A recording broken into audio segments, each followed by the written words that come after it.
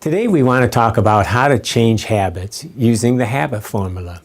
I'm Ron Ovitt, Mr. Change Agent. I'm a recovery coach, pastoral counselor, and the president of Empower Ministry. The goal of this program is to help you manage your habits. As you consider what habits you have, you will want to extinguish some of them. You may want to add different habits in their place. Replacing habits that you wish to terminate with a better choice is by far the best approach.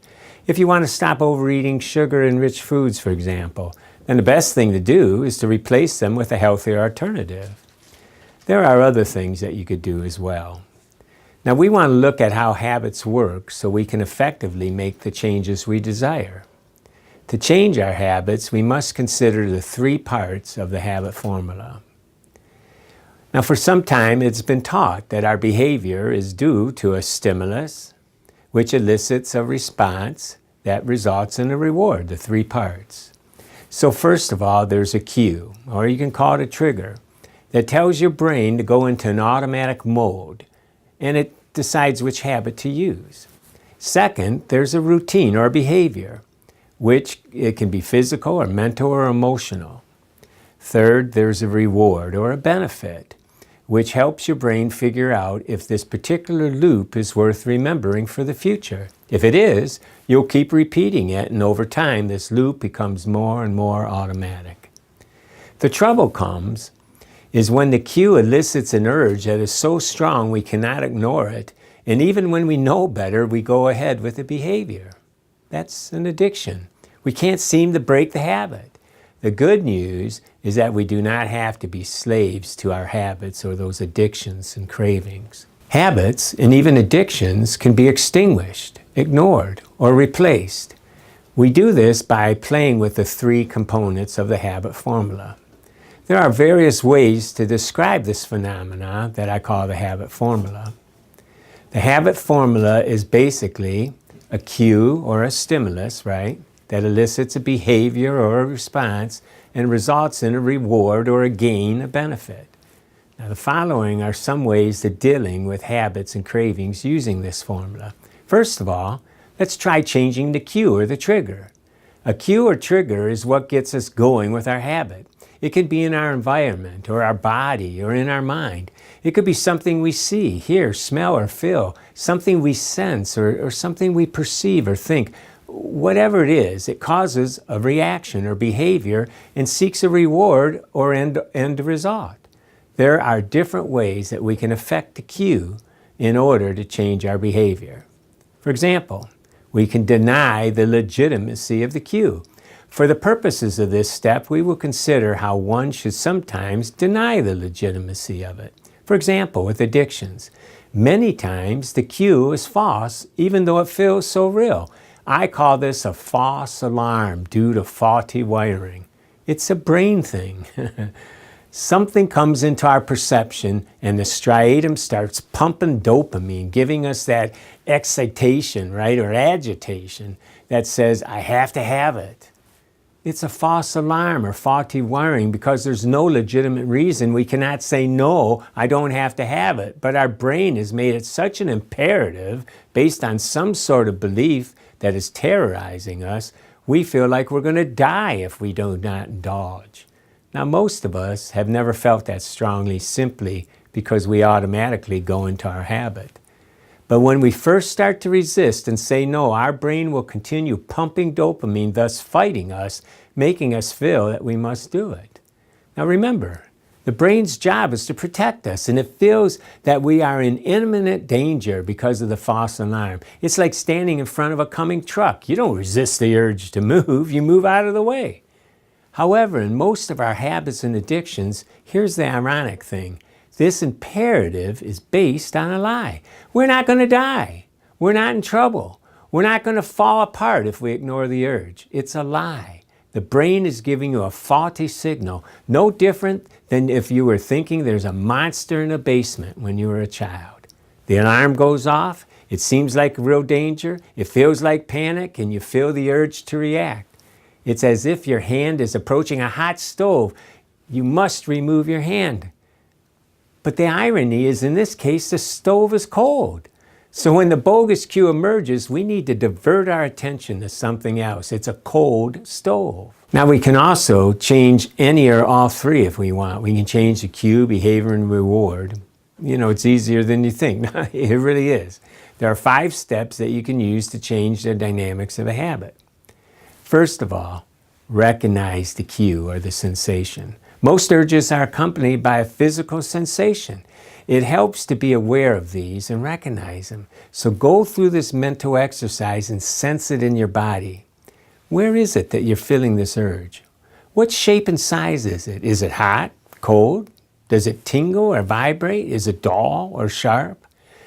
This is the root of emotion. The original meaning of emotion is to move. Emotions are really sensations that get us to move. It was later that we began to call these sensations feelings. You know, I feel sad, I feel happy, right? You need to recognize this trigger in your body. You cannot ignore it.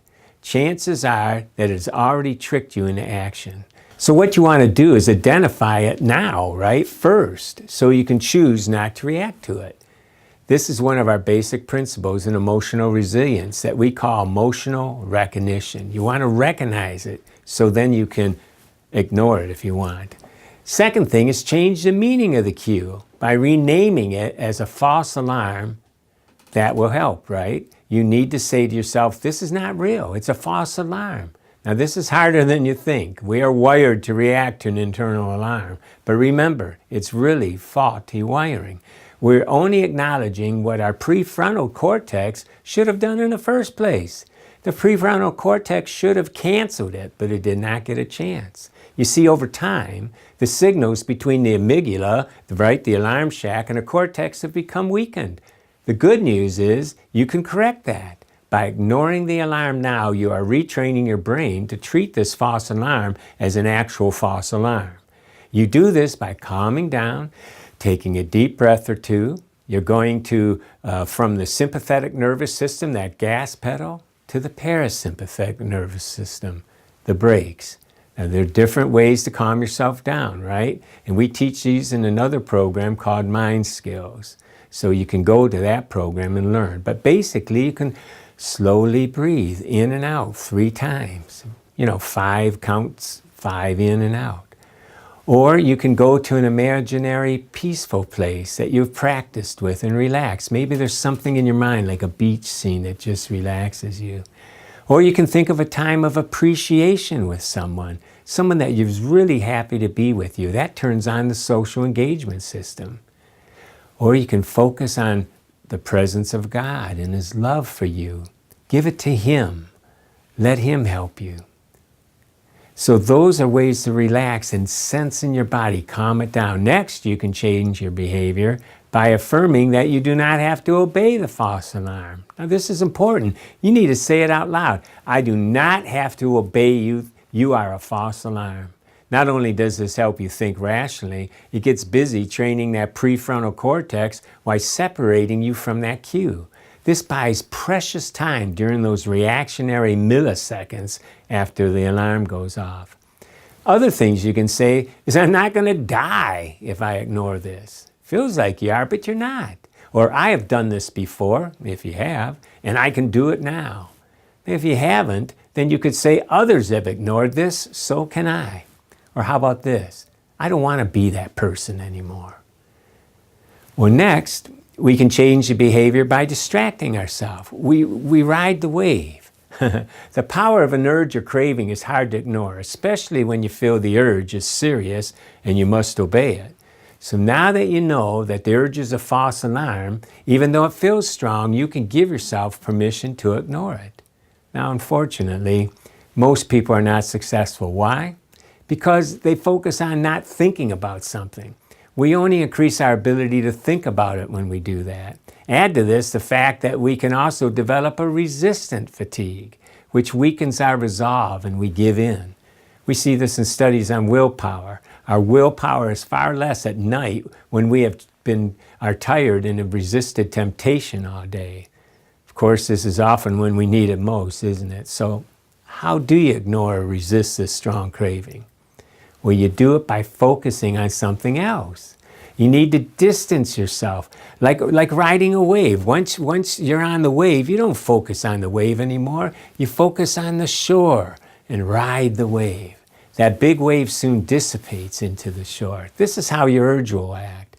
20 minutes is about the length of an average urge lasts. You can ignore it by distracting yourself on something you like for that long. Chances are, after just a few minutes of distraction, you will forget all about the urge. The distracting of yourself, however, must be deliberate. Get something that excites you, perhaps a book that you've been wanting to read, or some favorite music. Get up and move around. Jump into a hobby. Maybe go out and work in the garden. Take a walk. The opportunities are endless. And don't forget outside support. Call a friend and talk to them. Going to a support meeting is always a good idea. And then next, I like to do what I call relive. Change the reward by visualization of your better behavior and outcome. When you succeed, and you will, then you should immediately replay what just happened in your mind. Then visualize how good it felt to achieve your goal. Feel it in your body. Let a rewarding excitement just wash over you. Do this a couple hours later. Why? Because you want to retrain your brain, not to react negatively to that cue again. Learning comes from repetition. And you want to tell the brain that there is a new satisfying reward if we continue this new behavior. Why should you succeed only once? When you relive what you just did through visualization, it is as if you are actually doing it again. The more sensory rich your visualization is, the more the brain takes it in as if it was real. Why not get 3 or 4 experiences out of the one success? It will help you learn this new way of behaving to the cue. With time, the old response to the cue will be ignored. It will be extinguished. By working with the cue, behavior and reward, you will see a new habit challenge become a reality. For more on habits, you can go to my blogs on Mr. Change Agent by just clicking below, and we'll give more material there or check out some more videos.